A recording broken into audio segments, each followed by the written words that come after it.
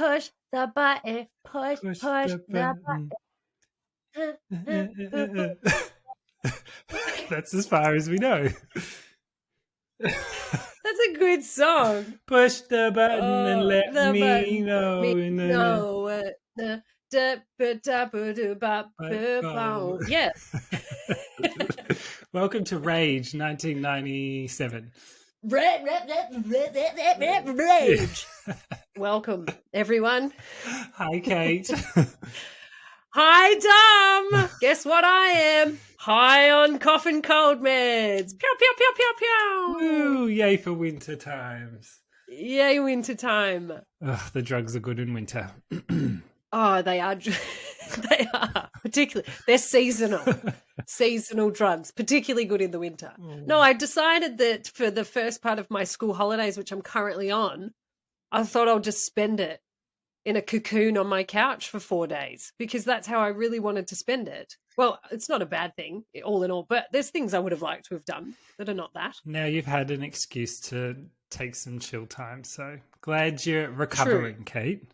Yes, I'm on the up. I'm on the up and up. But if I do pause and have a coughing fit or anything, just roll with it. Yeah, it's normal, folks. And I'm off the back of my first day at my new job, so I've kept that under wraps. Yay! You certainly have. I had to pry it out of you post recording last week. So yeah, folks, it's been in the works, and I now had my first day. I'm now the diversity and inclusion lead at the Environmental Protection Authority for the state of Victoria. So I'm a government person now. You are a secret agent. Ooh. Where is the office in the city? Yeah, it's in Carlton. Nice. So. And have you discovered, and it might be too soon, but I'm always a huge fan of trying to work this out as soon as possible. Is there a sufficient poop toilet? Oh, yes. I have found. Okay. I always scan the toilet sitch. What are the first things? You got to do it. And talk to me about it. Are we talking ceiling to floor door? Are we talking a speaker in there with some music? Are we talking a singular cubicle? What are we... talk to me about it. I need to know. Well, because we love to talk about poop on this podcast. We do. All and about toilets. It. But because I don't necessarily identify as male and female or either or neither, I try and find the all gender, the unisex, the, whatever, however you label it. Yep. And it's a government, regulatory body organization. So they have to have certain minimum standards. So it's one of those separate on its own. I've got heaps of space, privacy, awesome. Pretty stock standard to it, but it's good. Room just to, strip down and spread your legs out and just have a time. Yeah. Because, great. I've got... Because that's a visual that everybody needs. And welcome to any of my new colleagues that are welcome, tuning in. Guys. Hi. That was my fault. Dom doesn't really do that. That's what I do. But lucky I don't work for the EPA, just the Department of Education. So no problems. All right, Kate, shall we get into a little... Sorry. Housekeeping. Absolutely. I think so. Let's do it. That was lovely. Oh. Yeah, baby. All right, folks. So as per usual, please go check out all our social media channels, especially Instagram and TikTok at shitting.bricks.podcast. Come say hi. That sounded like a recording. That was so impressive. Oh, God. She's working at a job. You've said it so many times. And my voice turns on. Yeah. While you're at it, folks, you should go check out our Patreon account at shitting.bricks.podcast as well. I love that. Blue Apron. Yes. So try our recipes today. Yeah. Throw us a few dollars. It keeps the lights on. It keeps Kate and I trucking along. So yeah, it goes a really long way. And you get a bunch of free stuff. So please do. Well, that's right. Do it. Do it. Almost to the end, folks. While you're at it, please go check out our entire BooPod network, which is a bunch of other podcasts that are similar but different from all over the world that tell amazing tales from the spooky to the bizarre to the scary to the, original stories as well. Some pretty cool stuff. And this week we are featuring Kayla, who is one of the Origidige, I'm pretty sure, one of the Origidige Boopod Network members, and her podcast, Dark Tales from the Road. Ooh. DuckTales.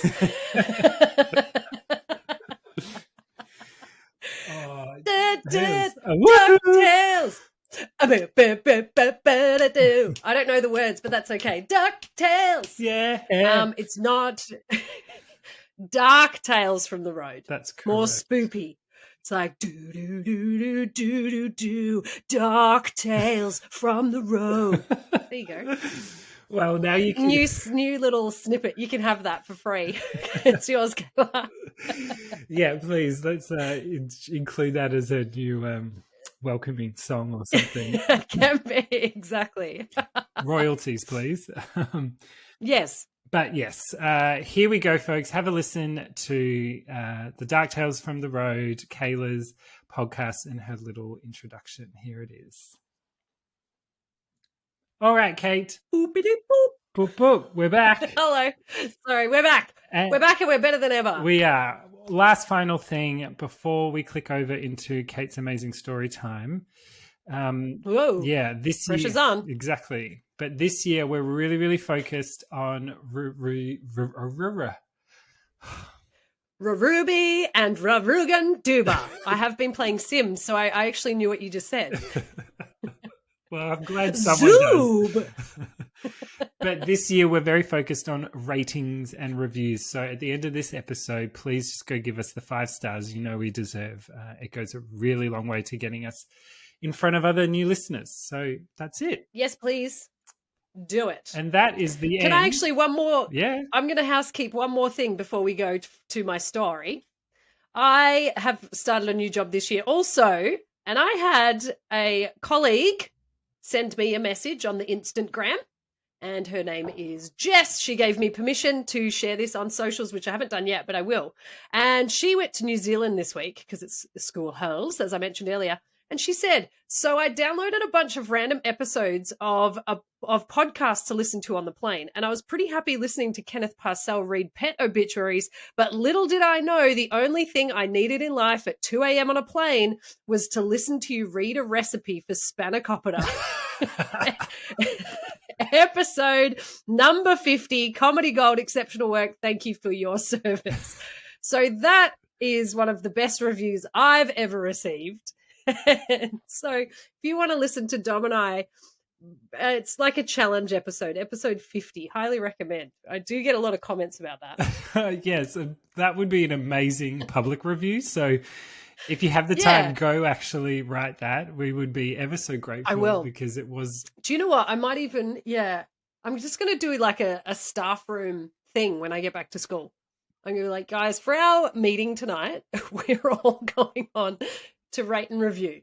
But that is awesome. Yeah. So thanks, Jess. Thanks, Jess. That's amazing. We're glad we could keep you entertained at 2 a.m. on a plane. Yes, definitely. That's our specialty, actually. And funny, we should be mentioning planes. We're house kept? Is our house in keeping? We are. Our kept in house? The house has been kept. Oh, it's just kept. Oh, guys, this episode could go anywhere. I don't really know where I am or what I'm doing. So just let's roll with the punches. If you haven't already noticed, the wheels are absolutely rumbling at the moment. That's okay. They could just fall off at any given time. We've got the bumper bars on like when you play bowling. So we do. You'll be okay. Yes. Oh, God, bumper bars. Now, we were talking about planes. Yes. And planes can be noisy. Can they not? They sure can. Scary as well. That brings me into the phobia that I'm going to have a talk about today with my story. Now, I like to have a chat about a phobia at the start of most of my episodes, particularly in recent times. Now, this one, you're going to probably agree, it is thin, wafer thin connection to the story. But I like to talk about something, so here we go. In a technologically filled world, noise and stimuli are found everywhere, including on planes. Mm-hmm. You may crave some peace and quiet at the end of the day. For others, though, the quiet can be overwhelming, if not frightening. Yes. Those who suffer from a fear of silence may find more comfort in noise. There could be many causes for this phobia, which is known as sedate phobia. Oh, wow. Sedate phobia. So there you go. So sedate comes from the Greek word sleep, and then phobia from the word phobos. So it's the actual fear of silence. Wow. You know, some people could say that you and I have a fear of silence because we just talk so much smack. Correct. Yeah. So maybe we do. Now, keeping sedate phobia in mind, I wanted to tell a story today. And if you've clicked on this, you know the name of it. And the name of this episode today is called Omerta. Dom, do you know what Omerta means? I do not know what Omerta means.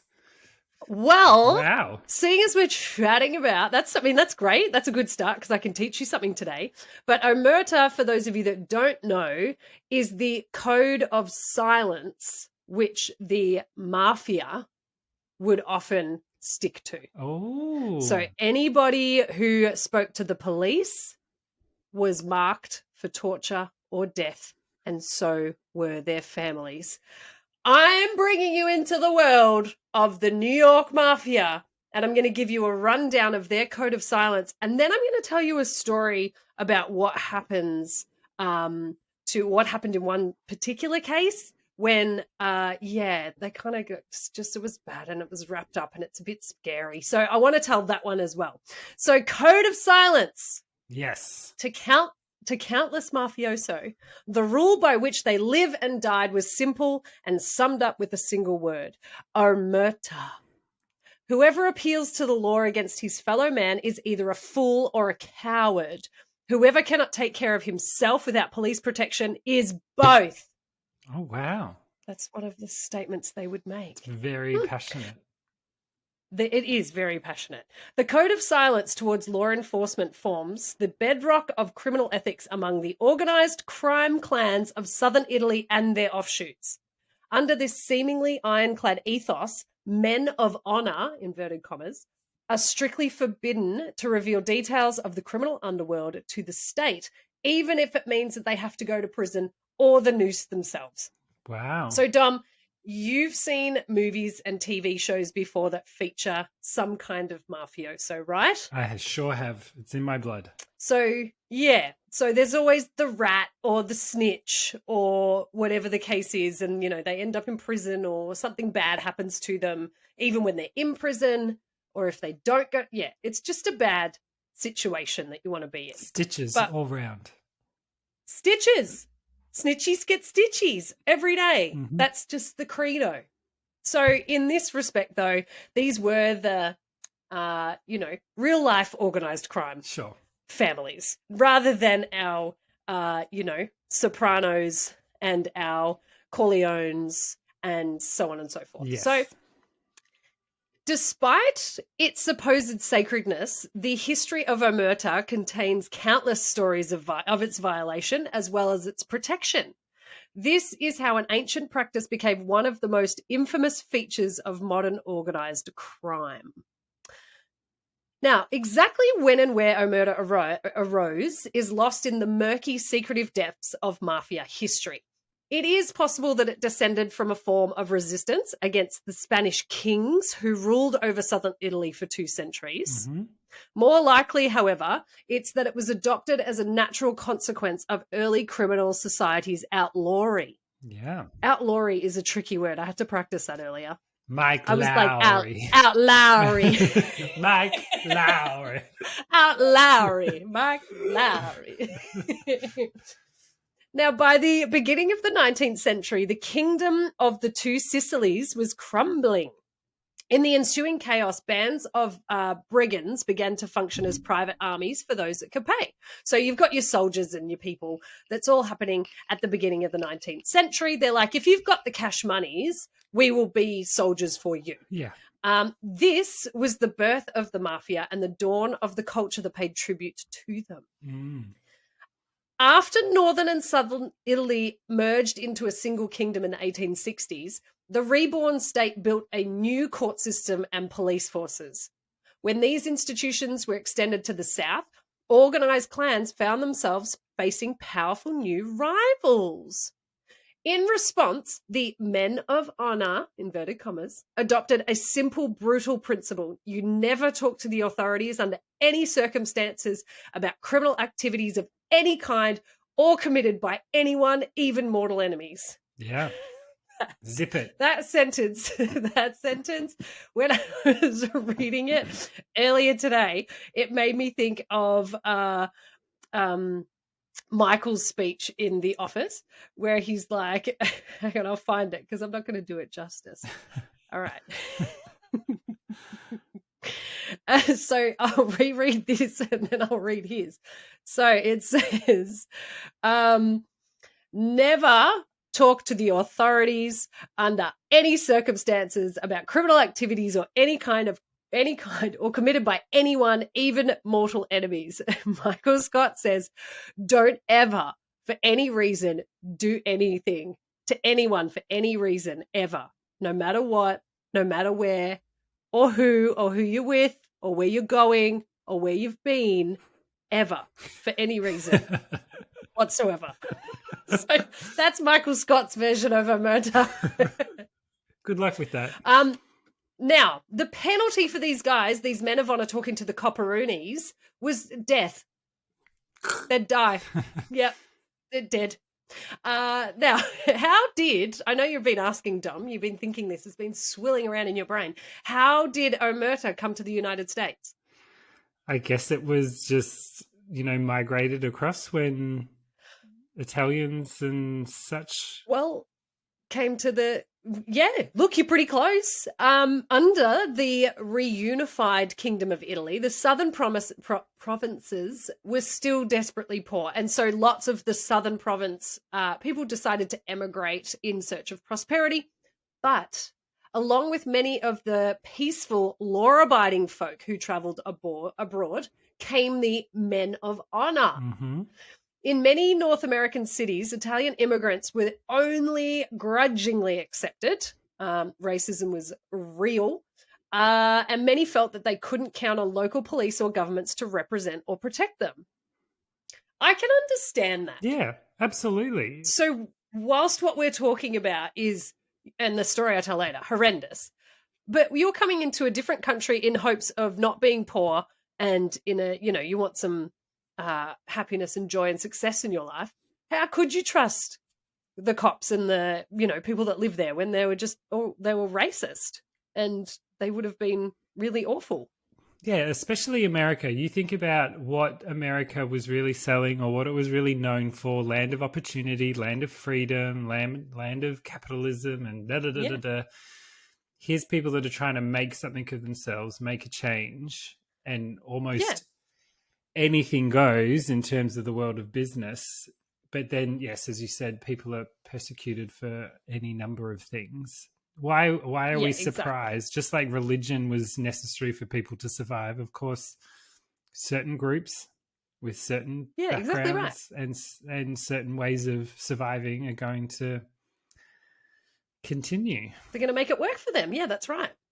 Now, for the poor neighborhoods that a lot of these immigrants lived in, they became really, they were quite, that's where the new mafia clans started to come together. Yeah. So it's not new for these guys. They've come over. These are men of honor from Sicily. They're like, we're coming over and, well, this is what we know how to do.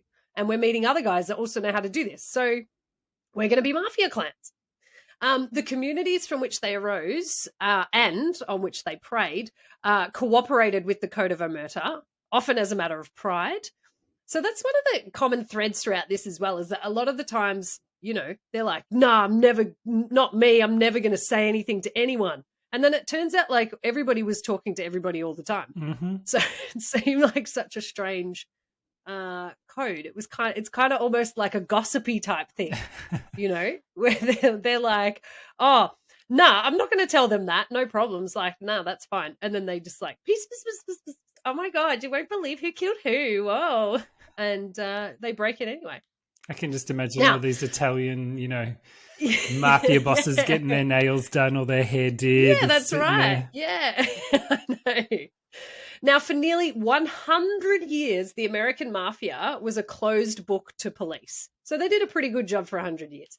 Now, the police could never manage to coerce or convince mobsters to give them a look into the secretive families until 1963.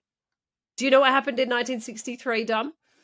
No, I really don't. I wasn't there. That's okay. No, me either. But here I am to tell you. Joseph Valachi happened. Okay. Now, Joseph Valachi, he was a mafioso almost from childhood. He eventually became a trusted soldier for the mob boss, Vito Genovese. Or Genovese. Yeah. However, is it Genovese? Genovese? Genovese clan or fam. Genovese? Yeah. So this is probably a good time to mention when it comes to the New York mafia, there were some people might have heard of the term the five families, but Genovese was one of them, Genovese. There's also Gambino, Lucchese, Bonanno, and Colombo. Mm-hmm. Yeah, that's your type 5. Big 5. Big 5. Joseph Valachi, he's a soldier for the mob boss Vito Genovese. But in 1959, he and Genovese were convicted of narcotics trafficking, an increasingly common mob earner at the time. As was Genovese after the chaotic Appalachian meeting? I don't know what that is. Yeah. Thank you. Yeah, I did that right. You got it. So basically at that meeting, a whole bunch of ways that they were already making money was stopped and killed off. And so they were struggling to find ways to make money. So drug trafficking became one of them. Mm-hmm. That's what that is about. Now, while imprisoned in 1962, Valachi killed a man that he believed to have been an assassin sent by Genovese. To escape the death penalty, he did what he had to do, had until then been unthinkable. He had to testify before the Senate. So Valachi's like, hang on a minute. I'm working for you, Genovese. Why are you sending someone to come and kill me? That doesn't seem very fair or nice. Yeah. So he's like, well, then what I'm going to do is I'll testify before the Senate, which nobody had done. They've been pretty good at keeping their secrets. Now, in a series of televised appearances, Valachi introduced the American public to what had long been secrets known only to the mafia and the Italian-American community. He revealed that the organization he belonged to called itself Cosa Nostra, our thing. So that's, that Cosa Nostra too from the Sicilian mafia. So that's their family name code thing. Now, Valachi told the Senate committee that families had a paramilitary structure and they had influence at every level of society and that a blood oath of silence bound each fully initiated made man. Mm. That code was called Omerta, he said, and he was violating it.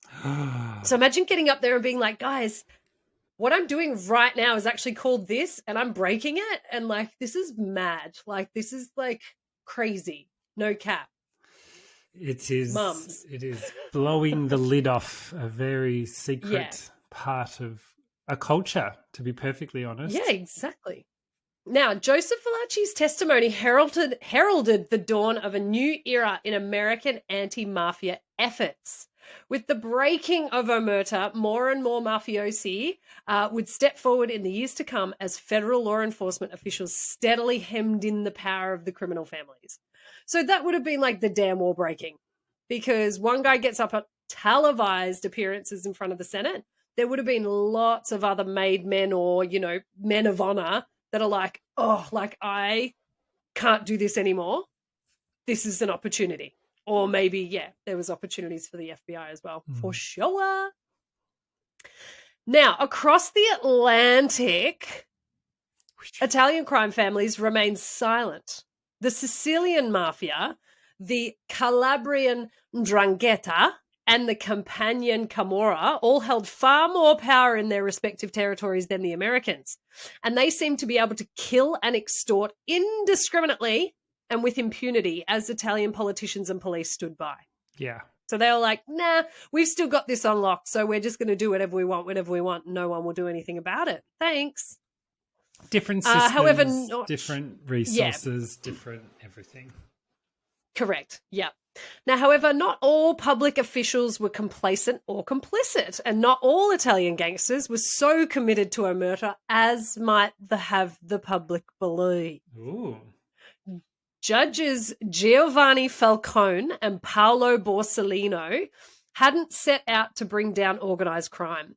However, in the course of their work, they became aware of the Sicilian mafia's true power, wealth, and extreme violence and cruelty. In the years-long crusade that followed, they put hundreds of mafiosi behind bars.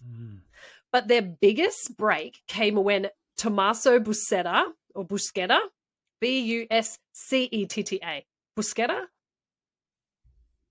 Sorry, Kate, I've lost you. That's right. Oh, here I am. Are you there? For some reason, my sound is completely gone. Oh, no.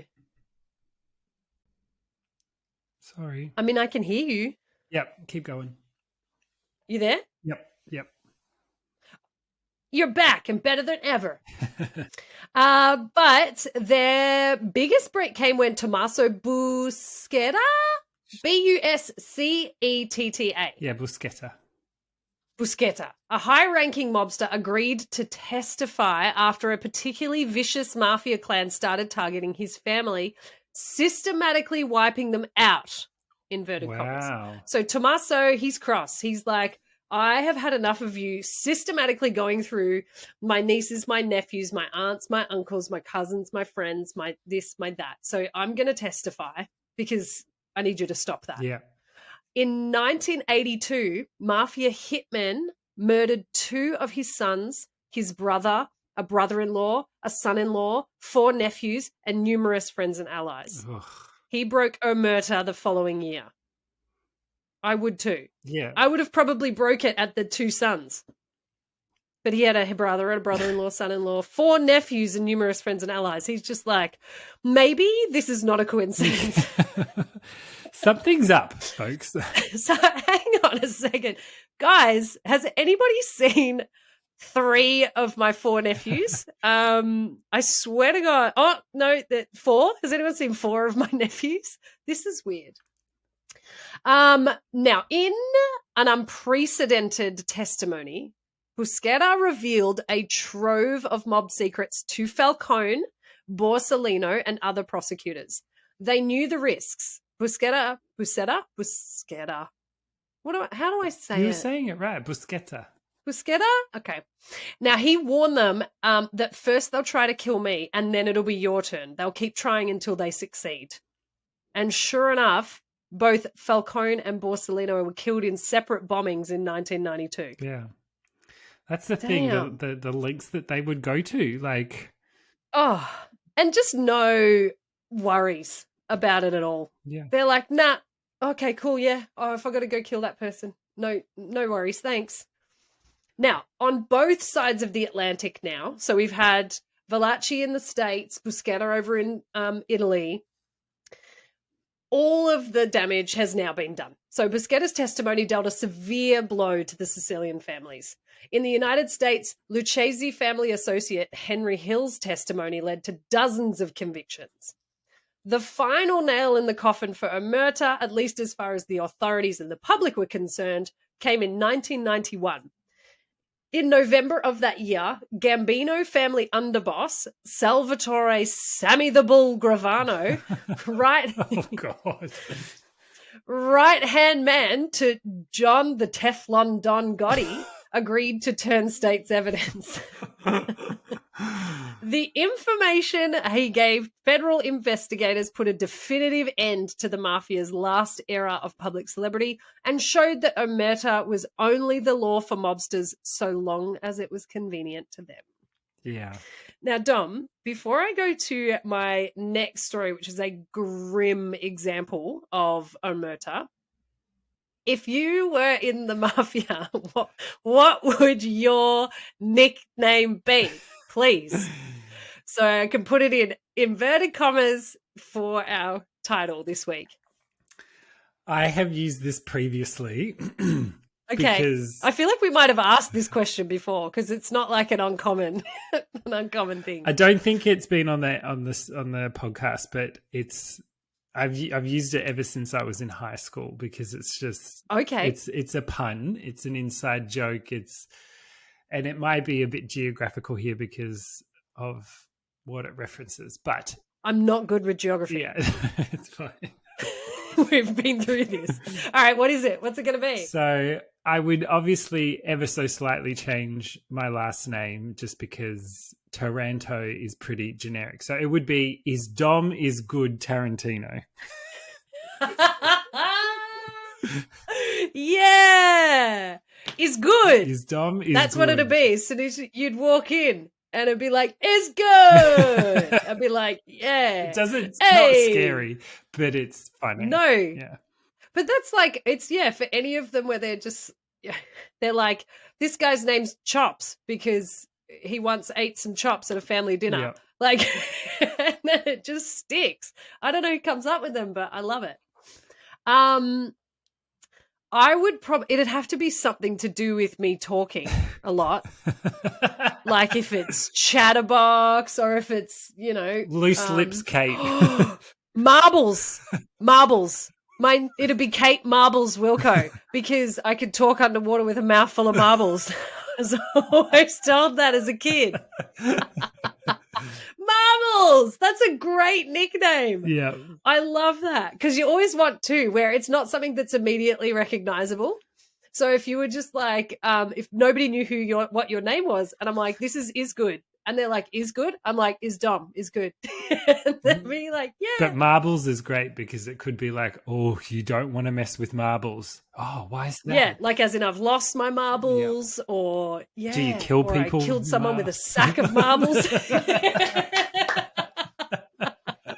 And you can hear her coming, chink, chink, chink. Yeah. I just got a sock full of marbles. That's my MO. Ring, ring, ring. It's deadly. It is deadly. Marbles. I love it.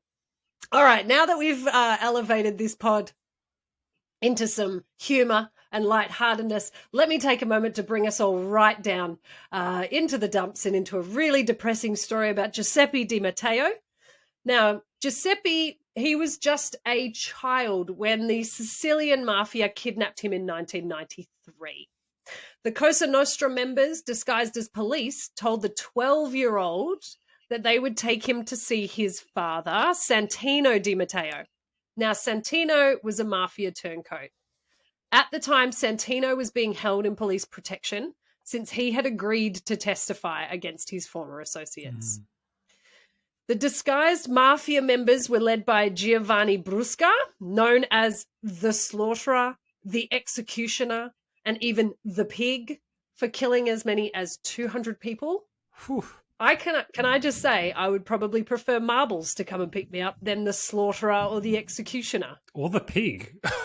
Or the Pig. Yeah. Now, also with Giovanni Brusca was notorious mafia boss Salvatore Toto Rina. The kidnappers then, this is bad, then tortured Giuseppe Di Matteo for nearly 800 days between 1993 and 1996. How do you survive 800 days of torture? Right? Now, why did they do this is the question you might be asking. Now, at first, the mafia's main goal was to get Santino to back off and stop helping the police. Yeah. So the former mobster had been arrested for taking part in the murder of anti-mafia judge Giovanni Falcone. So he's part of this, sort of conspiracy that Giovanni Falcone was putting too much of a dent into what was going on. So see you later. Yep. Now, following his arrest, Santino agreed to assist the police in their investigation by revealing all the details of the assassination and testifying against the mafia in Falcone's case. Mm-hmm. He was the first involved in Falcone's murder to do so. So he's really kind of stepping up here, and it's a huge risk, naturally. Absolutely. But yeah, something about it where he was like, no, I'm going to tell you all exactly what happened and the bomb that killed him and where it was. Now, sadly, though, Giuseppe Di Matteo's kidnapping was an attempt to intimidate his father into retracting the testimony given in his deposition. And the mafia members showed the helpless child no mercy. The boy was kept in a cage, he was beaten, he was underfed, and the kidnappers even sent Santino photos of his battered son during the torture. Oh. Now, Santino desperately tried to negotiate with them in order to save his child, but to no avail. Of course. So imagine, like, the torment. And I know that there's so many, like, I thought straight away when I was going through this story before reading it today, I was like, why would you not just retract your testimony? Like that, just straight away, just like, nah, retract your testimony. But it's like, it's a rock and a hard place no matter what. Because the fact that he was even there in the first place and that they've kidnapped his son, it doesn't matter. I don't think it would matter what he does. I don't know. It just makes me feel it's a lose-lose. I think that's the problem.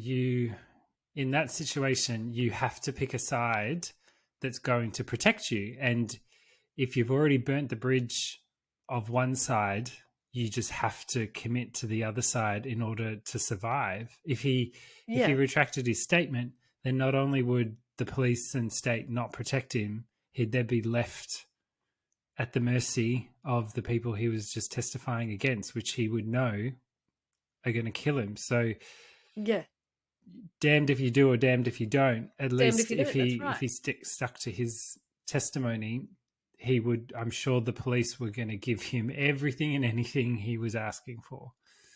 Mm-hmm. Mm-hmm. So I know. It's a survival thing. It's a horrible situation to be in as a human. Yeah. Yeah. I know. What I'm curious about is if he's being sent proof of torture of his child, why the police not? How are they not giving it to the police? Yeah. I know. Yeah. And I think ultimately that was part of, and I don't have a lot of information on that. There's not a heap of detail in this particular article. I'm sure I can find some additional information. But at the same time, they would have their main focus where it'd almost just be like one sacrificed for the many. Yeah.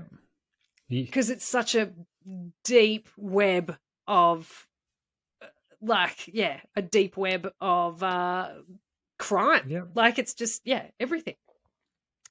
All right. Now, after 779 days, Santino's legally binding deposition, it's still on the books. Okay. Now, Brusca was like, it's been 779 days. The deposition's still on the books. So I think it's time now to get rid of the puppy, inverted commas. Yeah. So the order was given to get rid of Giuseppe. Now, the mobsters, they strangled him to death, the boy. Now, he was just so weak and exhausted. Like, they kept him in a cage and he had not eaten in 3 years. He didn't even try to resist them. And at that point, I don't think I would either. I'd be like, go for it. I'm absolutely cooked with all of this garbage. Mm-hmm. And then another, particularly awful side of these mafioso creeps is that afterwards, after they'd strangled him, they dissolved his body in acid to ensure that a corpse would never be found. Oh. Now, this practice was often called lupara bianca. That was something that they would say in terms of getting rid of a body that can never be found again. Now, lupara bianca, as a direct translation, is white shotgun. And apparently that has a lot of links and ties to the Sicilian mafia, where that would be a weapon that they would use, a white shotgun or a sawn-off shotgun. Like that was their thing. So, that's the brutal mafia tradition of lupara bianca. Now, there's two reasons that they do that. One, destroy evidence, naturally. But the other one, which is not very kind, is to prevent families from ever having a burial. Yeah. And, a lot of these families, Catholicism is a huge part of their, like their culture, their traditions. And that is something that they would want to do, is to bury and mourn and have somewhere where the body is. Yeah. But they wouldn't let that happen because they're cruel motherfuckers. Now, what happened I'm sorry, I'm just trying to lighten it up a bit. It's fucking heavy. It's heavy. Now, what happened after Giuseppe Di Matteo's death? Now, Giovanni Brusca was finally arrested in May 1996 after being convicted the previous year in absentia for detonating the car bomb that killed Falcone, the judge from earlier that died. Now, he's currently serving multiple life sentences, which is good. Good for him. Not surprising. I'm sure there was many other things that he was convicted. I reckon there would have been more, that he didn't just detonate a bomb. Maybe they could do something about, like, all of the pictures that he sent of a boy he was holding captive. And then, yeah. Now, for his cooperation, Giuseppe Di Matteo's father, Santino, he was released from prison early in March 2002. Now, while many people warned him that he was a dead man walking for betraying the mafia, he refused to go into hiding. He's like, we've paid too much, leave us in peace. And that's something that Santino's wife had said. She's like, nah, we've gone through enough. Just leave us alone. Now, she also said in this newspaper article in 2002 that the magistrates told us that things have changed. So why can't they be changed for us too? Why can't we live like everyone else? Rather than going on the run, Santino decided to simply return to his wife in his home just south of Palermo, the capital of Sicily. In a recent interview, and let me tell you how recent that is. I don't have the date right here because I want to know. Yeah. A recent interview, 2018. Not too far. That's recent. Yeah, 5 years. Yeah. Now, Santino said that he would never forgive himself for what happened to his son. And I find this really fascinating here too. He says, I think about it every single day. How can there be people that are so evil to treat a child this way? Now, I always thought that Giuseppe was going to be out of the mafia circle. He loved animals and he always wanted to be a vet. That was his real passion. But after his son was kidnapped, Santino knew that deep down that the boy would never come home again. Yeah. He said when people get involved in stuff like this, it's most likely that they're never coming back. So, and also I feel like he knew. Yeah. It was just that, and shitty situation all around. You almost don't want to dig deeper. And I mean, look, no one here can sit and judge what a father and mother have been through, especially with their child. And like, some people would have, wouldn't have given up and kept going and going and going, but you can't blame someone to just be like, yeah, nah. Agreed. Better not knowing almost. Yeah, exactly right. In 2018, as I mentioned now, more than 2 decades after Giuseppe's death, a court in Sicily ruled that Giuseppe's family would receive 2.2 million euros. 2.2 million euro? Yeah, in damages. Now, apparently the money was going to come from the Italian government's fund to set up and compensate victims of the mafia. So they actually had a fund set up for things like this. Giuseppe Di Matteo's death sent shockwaves throughout Italy, especially since the child was so young when he was murdered. It went against what many believe believed to have been the mafia's code, which is the code of honor, that women and children should never be harmed. Yeah. Despite this common myth, which I actually thought was a thing as well, where it was like women and children are off limits. Despite that, like, the mafia's victims have indeed included women and children, and sadly, Giuseppe was one of them. But that was a myth. That's not a thing. They would kill whoever they felt like whenever they wanted. And took a long time and a lot of brave people to try to stop that kind of criminal behavior. Absolutely. I mean, it's a messy. Yeah, and it's gross. It is very much, what's the word, like, romanticized. The idea of, yes, 100%. Mafia. Of the mafia and the American mafia and the hey, bada bing, bada boom, yeah. and the pop culture references and things like that. Absolutely. So I for one love that genre. Genre. Yeah, I do. I love that genre. It's one of my absolute most favorite things of all time.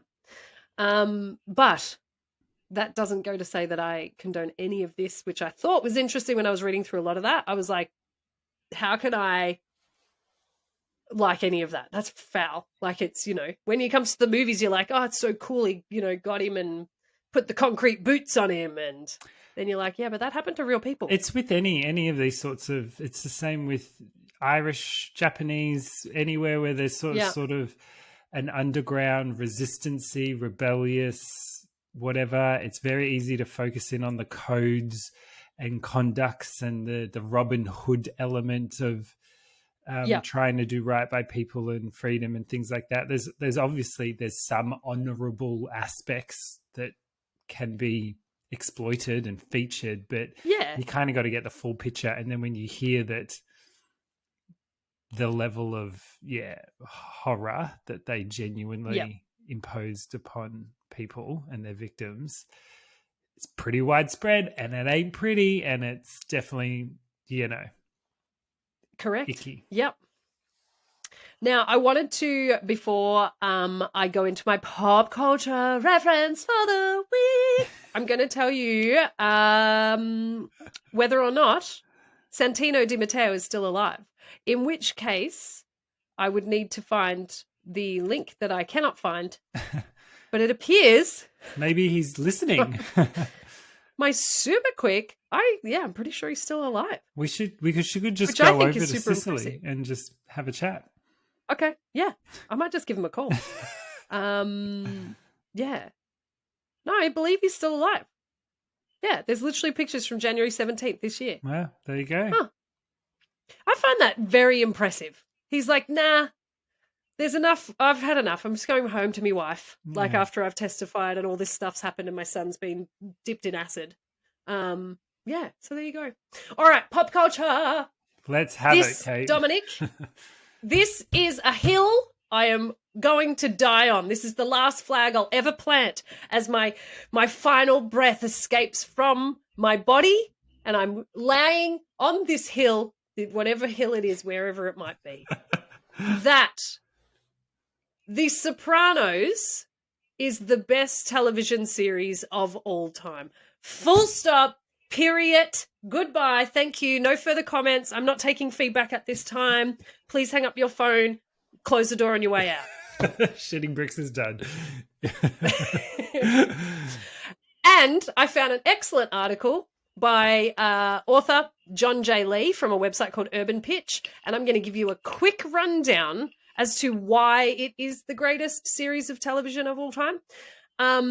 So you can agree to disagree, you can disagree. It doesn't bother me because this is it. This is my soapbox. I'm here for it. It won't change. So, exactly right. Realizing too how potentially tone deaf this is that I've just talked about, how horrendous the mafia is and how we touched on, wowee, boy oh boy, like that's foul. This is fiction. We're separating art from reality.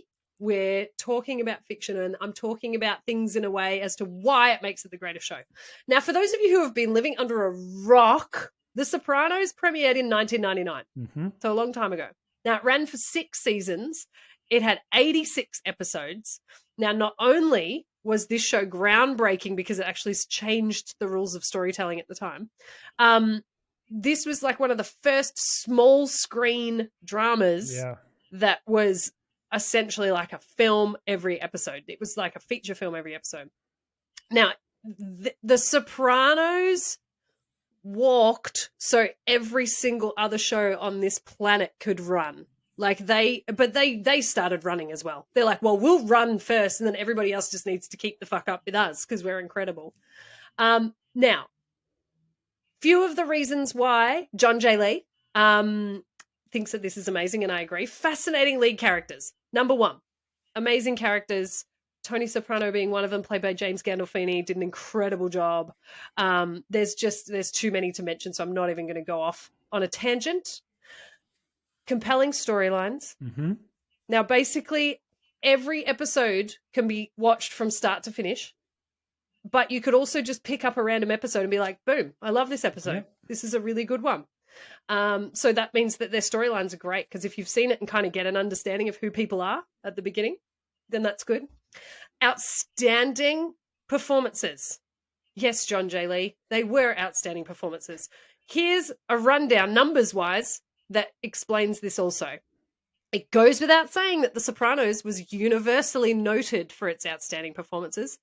As a series, it was nominated for a Primetime Emmy Award for Outstanding Drama Series 7 times. Mm-hmm. So that's every single year that it was eligible, it was nominated. It won twice. Now, only for 7 years, they won twice. Yeah. Like, that's phenomenal. Overall, the show won 21 Primetime Emmys in 111 nominations. That's pretty good. But they got 111 nominations. Ridiculous. It also won 5 Golden Globe Awards in 23 nominations during its 7-year run, including a win for Best Drama Series. Yeah. I think every single actor won an award for that show along the period of time. Yeah. And it was just, it's still one of those shows. Like, I've seen it through 4 times now, I think. 4 times. Wow. From start to finish. And it's still the best show I've ever seen. And again, I will not be taking notes at this time or questions. Thank you for joining. The end. Can I make one little comment? Yeah, of course. I was a latecomer to The Sopranos, but I watched it with Glyn the first time round, and we were absolutely hooked and agreed that it was a caliber of television craftsmanship, craftspersonship that had never been really attempted before. And it was just before like Deadwood and other sort of high scale budget things were done. Yeah. But what a time to be alive when The Sopranos and The West Wing were on prime time at the same time. Absolutely. But this is my jam. I do want to just point one thing out. Oh, God. And it's not to Lizzie, get the acid barrel ready. Liz. Here we go. I might get a knock on the door, but No. Sorry. Please go ahead. In my diversity and inclusion hat on, and as two very, very white people telling the story and commenting on this, there was a TV show that really speaks to the sort of systematic racism and suppression of certain cultures and talent and skill that still is rife today. But The Wire, the TV show The Wire, I believe was around before The Sopranos, and it was very much about, African-American community, and it is also almost, I believe it's considered the best television show as well. But I just of all time. But yeah, I kind of wanted to point out the fact that never got as much airtime, commercial airtime, or nominations or anything. And if no one has seen The Wire, I haven't. I would highly recommend watching it because it reminded me, it's very different storylines and things like that, but the caliber of acting, performances, writing, everything is at the same, if not better. I can't say it's better because Kate would absolutely kill me. You're allowed to say that. No, that's fine. You can have opinions. That's fine. It's got The Wire was 2002, just out of. So I feel as though it was a bad time because you've got The Sopranos at a time of, they were probably at 99, 2001, season 4, which is arguably one of their best seasons. Yeah. But I absolutely hear what you're saying. I haven't seen The Wire, so I can't talk to that. But you're saying there's a chance it could knock The Sopranos off the top rung. Look, it's different. It means different things for different cultures, but The Wire was absolutely groundbreaking. And if you spend any time reading up on reviews and things, people just say it is an absolute game changer. And just sadly, the representation and the attention that's granted to that particular community and that particular show is definitely unequal to something like The Sopranos. So, yeah. Well, The Wire has 94% on Rotten Tomatoes, and it's got 9.3 out of 10 on IMDb, and an audience average rating of 4.8 stars out of 5.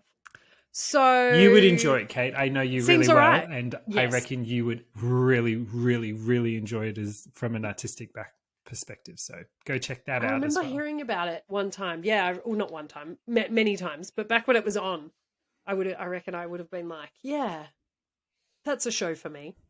But I still, to this day, I'm saying that The Sopranos until I see something else.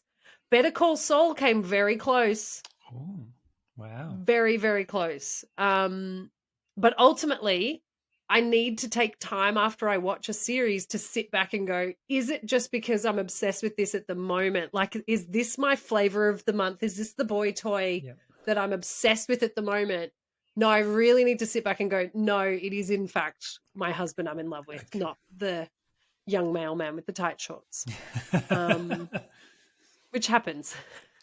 Well, there you go, folks. You kind of got an Oh my God, there extra you go. in-depth sort of, you pop did. culture for free. Yeah. Normally we save this for Patreon, but we've got an impassioned field and vibe. To be honest, I could do it. Yeah, we could do a separate podcast on The Sopranos for and probably The Wire and every other show. And Better Call Saul. God, I watched an interesting movie actually, which I want to talk to you about as well. But sign up to the Patreon, maybe you'll hear about it. Oh, what a sneak peek. Well, thank you, Kate. That was epic. I'm very interested in this topic. It is definitely scary. And it does have a link back to that sort of like type of phobia. I know it's wafer thin. Yeah, that's right. It was very wafer. It's a wafer thin piece. But it was, I was just trying to find something. Having said that, I found it really challenging today to come up with a story that was, essentially about the mafia, essentially about, that sort of, that part of the world. And that's something that I've been really into pop culture wise, because firstly, everybody's done them. Everybody's told every story. But secondly, what's kind of the catch? What's the interesting part? So I found it really difficult because there's so much. But that was just scratching the surface. So I reckon for my next episode, I might even stay on the same track, potentially.